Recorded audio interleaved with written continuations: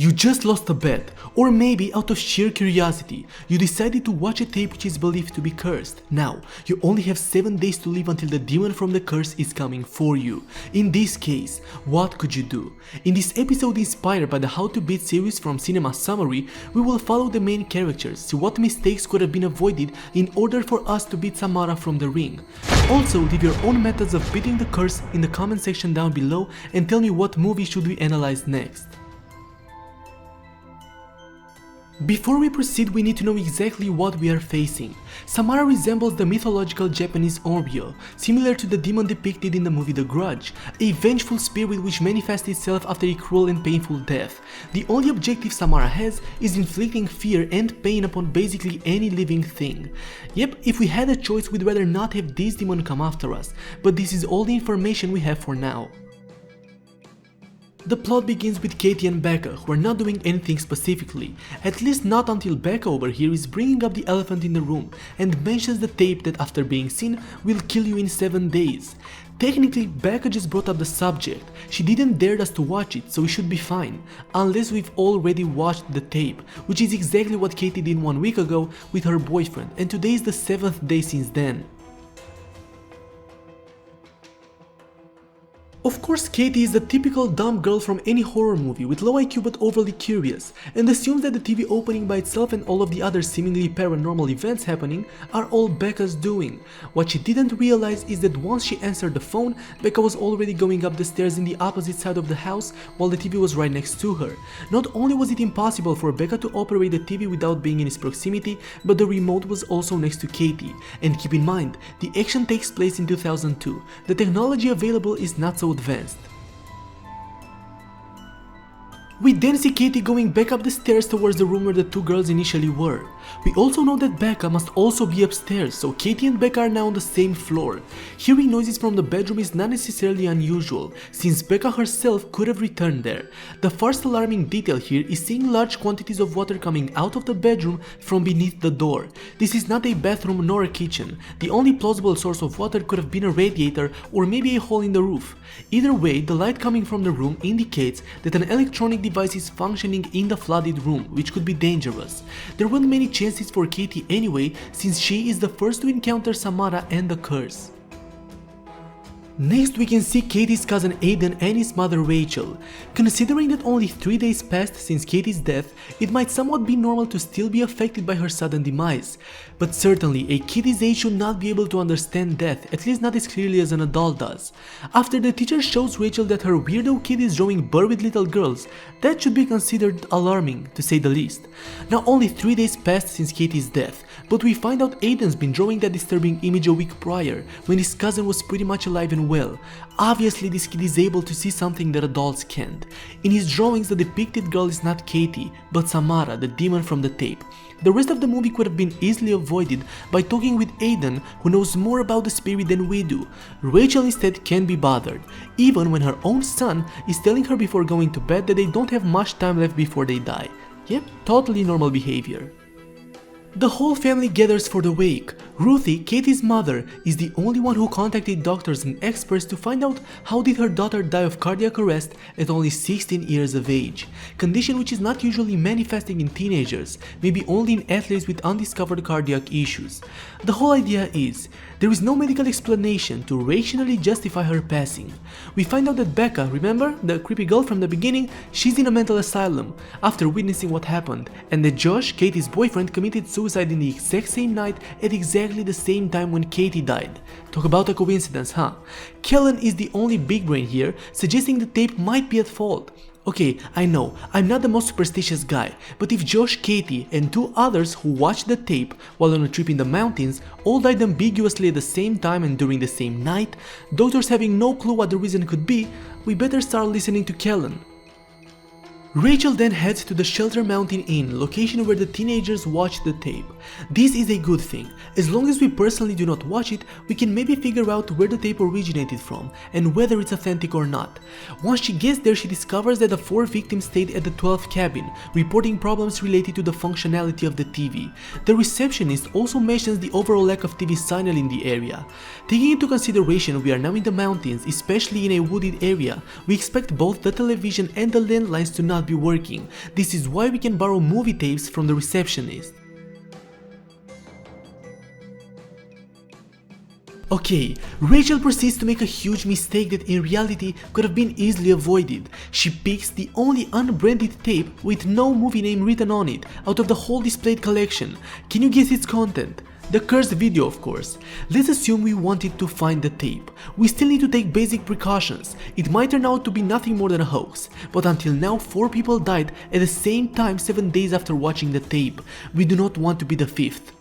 What she should have done instead is ask the receptionist about the contents of the tape, as we want to find out what movie it is. There is no chance he would have known the answer, so we need to ask the receptionist to check what's on the tape while we pack our things and get them to our newly rented cabin. We just have to wait until the receptionist tells us that the tape is too graphic and therefore recommends us another movie. If the curse really exists, in just 7 days our theory will be confirmed once the receptionist dies due to Samara. At the end, we get both the tape and the proof of his paranormal behavior, and we roll credits. But no, Rachel picks up the tape, watches it, then her phone rings. Remember, we had no reception or signal in the cabin. Not only that, but she's answering a landline, not a phone. Apart from the receptionist who might know the number of that line, no one else could have called her. Rachel answers anyway and the girl from the well whispers, 7 days. Then she runs out dramatically. The countdown is on. This is the first day out of those 7 we have left and we must prepare for Samara. Rachel notices that after watching the tape, all of her pictures are distorted, thing which apparently is not only applied to her, but also to those 4 previous victims who experienced the same issue. Rachel's ex-boyfriend Noah has a testosterone-filled moment and decides he wants to watch the tape. After seeing it, obviously not impressed, gives it a low rating, so Samara calls him to whisper 7 days, but he's not answering, not that it would make a difference. The only good thing this guy did is asking Rachel for a copy of the tape, which will unknowingly save her later down the line. While she's copying the tape, the frames appear to be all messed up. That's when Noah comes with a Tekka explanation that shortly translates to, the makeup of the track is like a digital signature that indicates what device was used for the recording itself. When there is no digital signature, there is no real origin of the tape. Rachel leaves and walks right under a ladder similar to the one from the recording. Again, I'm not superstitious, but this ladder has no reason to be there and leads to nothing. No window, no air conditioner. Might take that as a sign.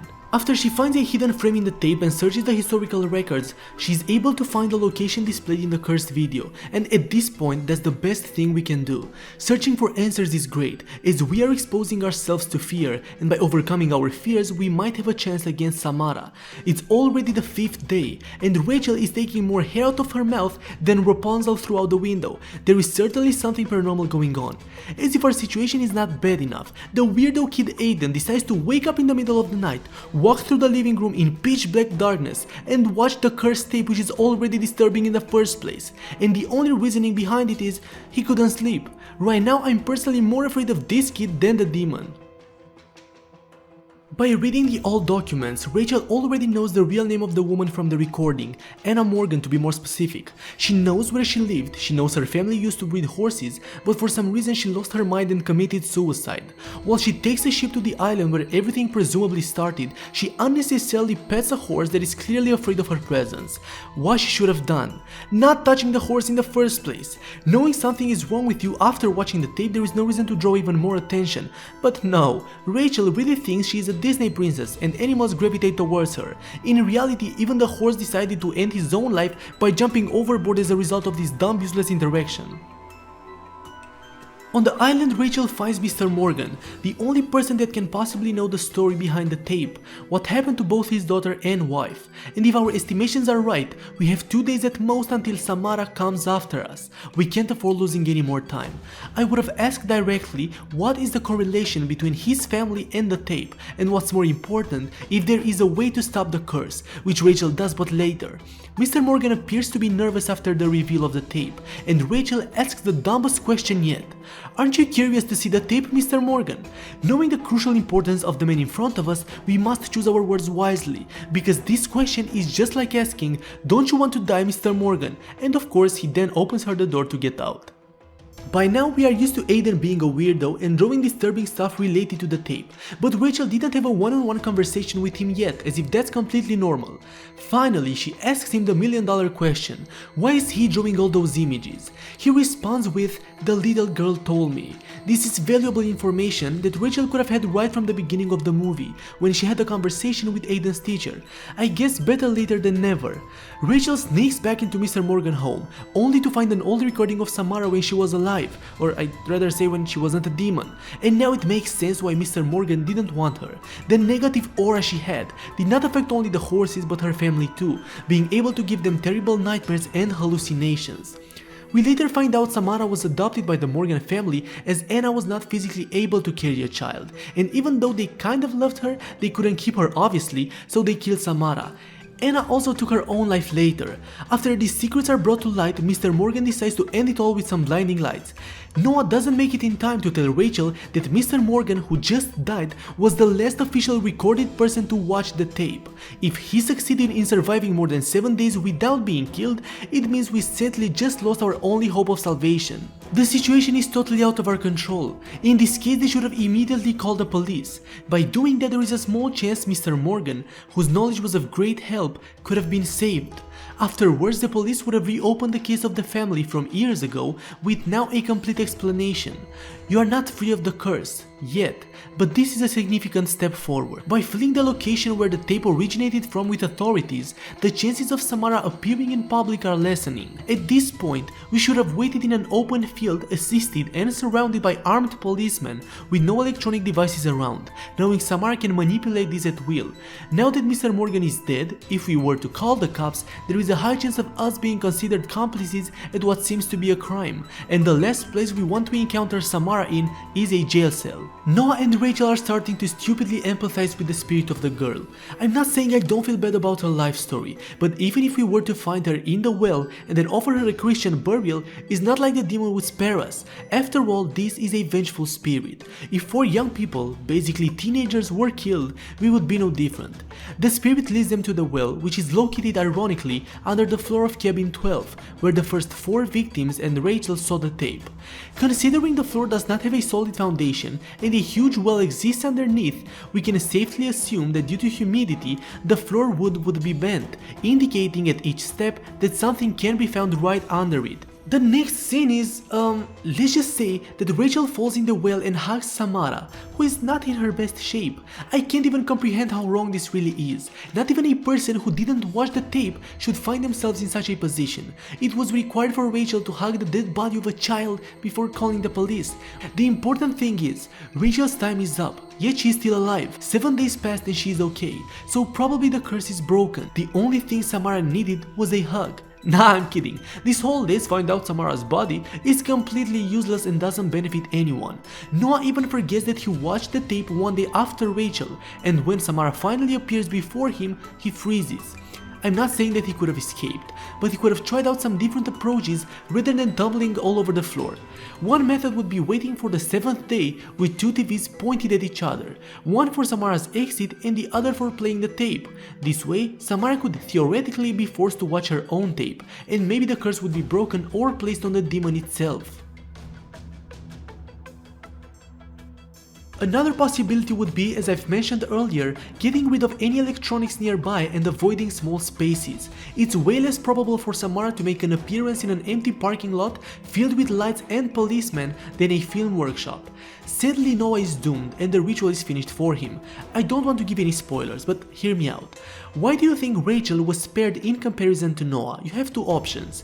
The first one, because Rachel gave Samara a hug in the well, unlike Noah.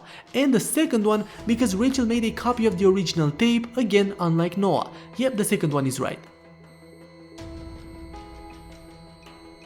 Now Rachel finally gets it. The only thing Samara wants is spreading the tape like a virus. By making a copy of the tape, Rachel increased the probability of someone else being cursed, and so she was spared.